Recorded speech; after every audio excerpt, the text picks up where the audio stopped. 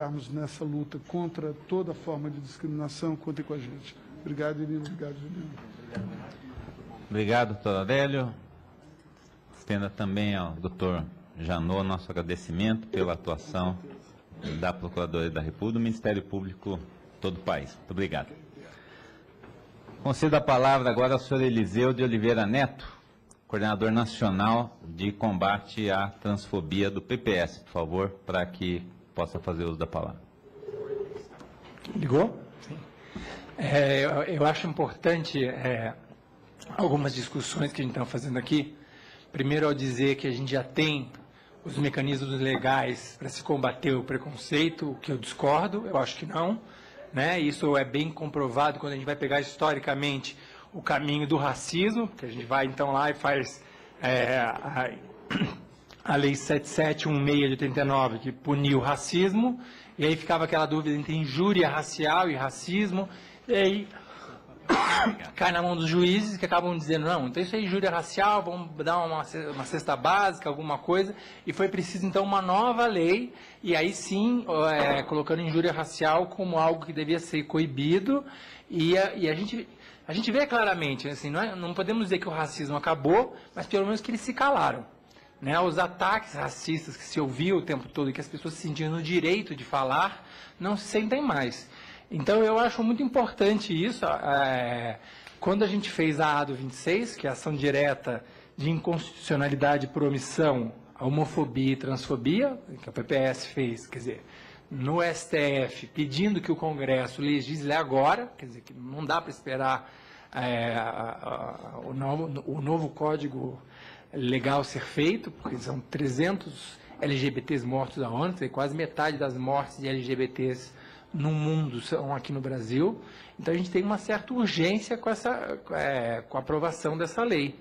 Né? E, como a Érica falou muito bem, não é só o assassinato, é violência doméstica, transexuais que são expulsas de casa muito pequenas e são relegadas à prostituição, porque uma menina de 11 anos não tem outra saída na rua a não ser isso para poder sobreviver, e aí depois todo o preconceito que se abate sobre ela não consegue um outro emprego, porque as pessoas já olham com esse olhar.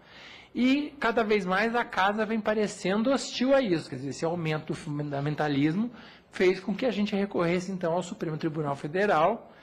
E aí eu discordo do último parecer da Advocacia do Senado, que acha que o STF não pode fazer isso. Eu acho que o STF tem essa função de dizer aos juízes o que significam as leis, de organizar essas leis.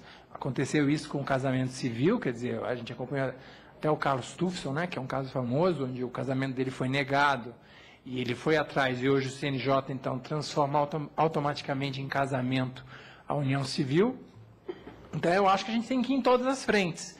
A gente vai continuar com a ADO 26 e torcer que tenha todo o apoio possível. Gostei muito de ouvir sua fala, Júlia. Eu acho que os 3 candidatos falaram de criminalização da homofobia. A Marina, na verdade, mudou de ideias com o termo casamento, que é um termo que assusta todo mundo. Não sei porquê, mas enfim. Mas eu acho que isso foi um ponto positivo dessa eleição. E eu acho que o PPS vai dar todo o apoio a tudo que você falou. É importante, sim, que a gente fale de orientação sexual, de identidade de gênero e que fale da injúria. Eu apanhei dos 12 aos 17 anos de idade e não sabia por que eu estava apanhando. Aos 30, quando eu virei militante, eu descobri que era porque meu tio achava que eu tinha jeito de viado. Eu nem da minha sexualidade conhecia, eu não tinha uma identidade pronta. E isso acontece muito e o tempo todo. Né? E muitos não conseguem viver sua identidade, não conseguem viver sua orientação sexual por causa da opressão, por causa da violência doméstica, porque as leis atuais não dão conta do que acontece.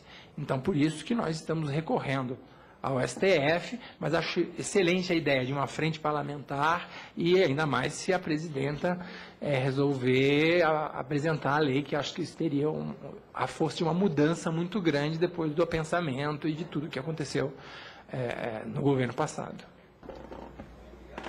Obrigado. 1 minuto para o Eliseu. É uma discussão minha com o pessoal sempre, né? O PPS também luta muito pelos direitos LGBTs. Só que eu concordo com o que o pessoal sempre disse, mesmos direitos com os mesmos nomes. Então, acho que, em primeiro lugar, nós temos que criminalizar a homofobia e colocar no mesmo patamar. A justiça brasileira já tem justiça restaurativa, quer dizer, penas alternativas, que é uma maneira com que os juízes poderiam colocar menos gente na cadeia e transformar em trabalho alternativo ou trabalho para a comunidade LGBT, o que seria excelente, e eu acho que pode-se fazer um movimento em prol disso. O que a gente não pode jamais é cogitar, aceitar uma lei inferior, alternativa, somente para a homotransfobia. Então, eu acho que a primeira nossa luta, que tem que ser junta, unida, coesa, senão o movimento LGBT nunca chega em lugar nenhum, é equiparação ao racismo, equiparação a todos os crimes de ódio. Feito isso, que discuta-se o Código Penal, se a gente acha que o Código Penal é muito punitivo, que a gente transforme ele. O que não pode é trocar as bolas e no meio do caminho somente a comunidade LGBT sair perdendo e sair como algo menor ou um crime mais brando. A gente primeiro precisa da igualdade, da dignidade. Depois a gente discute se o sistema penal brasileiro é adequado ou não. Mas já existem medidas que, na mão dos juízes, podem fazer isso. Tirar pessoas que eu também concordo que não deveriam estar na cadeia, que hoje a cadeia é o lugar onde somente os pobres vão parar, e isso é um absurdo. Alguém gostaria de fazer uso da palavra? Alguma entidade representada? Mais alguém? Se não, vamos complementar aqui com o senhor Eliseu e vamos devolver a palavra aqui para a mesa. Por favor, então. Não, eu acho que ele falou uma coisa muito importante, que é sobre as escolas, né? A gente vê um índice de preconceito aí de 30% a 40% dos alunos nas escolas, os professores sem preparo para trabalhar com orientação sexual, com identidade de gênero, nem sabem muitas vezes o que é isso, e aí o preconceito vem da escola, e quando esse menino vai para casa, ele sofre preconceito de novo, porque ele foi chamado de viadinho, foi humilhado, e apanha novamente. A escola, que devia ser um espaço de amparo, de proteção, e até de tutelamento desse jovem, para que a família, quando fosse à escola, fosse instruída sobre o que acontece, não é isso que acontece. Essa criança, ela fica no meio. Isso interfere sobre a construção da sua identidade, sobre a construção da sua sexualidade, porque é uma sexualidade feita fora de casa, feita nas ruas, feita às escondidas. E aí a gente vê como isso se repercute na vida adulta da população LGBT. Então, eu acho que a escola é um espaço fundamental de combate à homofobia. Né, pensar em instrumentos e em maneiras de trabalhar os professores, independente da fé que eles professem, eles saibam que a escola é um espaço que não pode ter nenhum tipo de preconceito com orientação sexual, com identidade de gênero. Se a gente entende que o número de suicídios entre jovens gays é 7 vezes maior do que entre jovens heterossexuais, a gente entende que algo está acontecendo na infância deles, que acontece majoritariamente dentro de casa e na escola, que é onde vem vindo muito forte a questão do preconceito, basicamente por causa do fundamentalismo e por causa dele dentro das escolas.